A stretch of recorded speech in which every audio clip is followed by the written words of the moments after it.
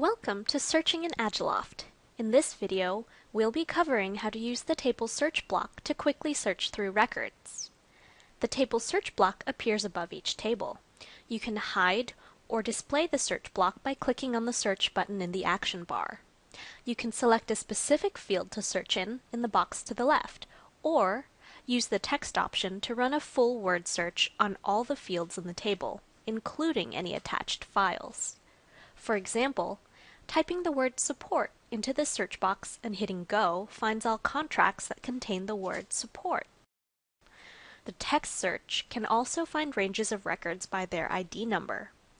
Typing in a number or range of numbers gives you the records with those IDs. To search for numbers in other fields, we put the numbers in quotes, like so. To visually aid in this particular example, we have turned on context, an option we'll see again later.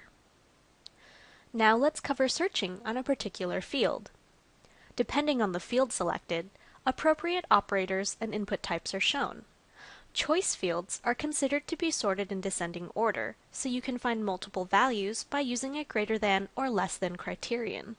For instance, to find all contracts with a status of either draft or pending approval, we'll use the greater than or equal to operator and select the pending approval status. Here are the results. Now, let's go over the options along the bottom of the table search block. Show All clears any searches currently applied and displays all the records in the table that you are permitted to view. You can use the Refine option to narrow down the results of a previous search. For example, let's start with all contracts in a status of pending approval.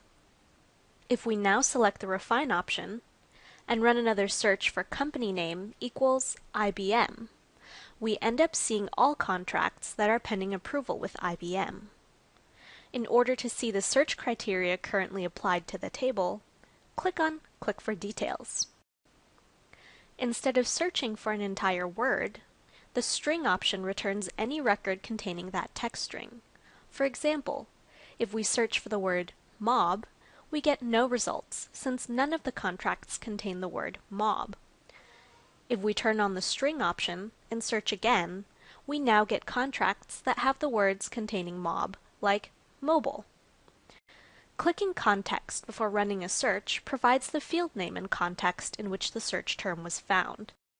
To illustrate, let's go back to our first example involving support.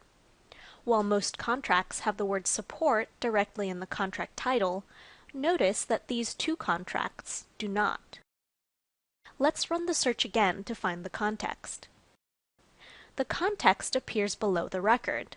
In record 23, we see the word support in the contract description field, and in record 18, we see that the word support was found in an attached document.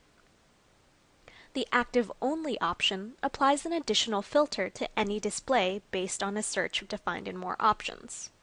In this example, the Active Only contracts are ones in a status of draft, pending approval, or approved.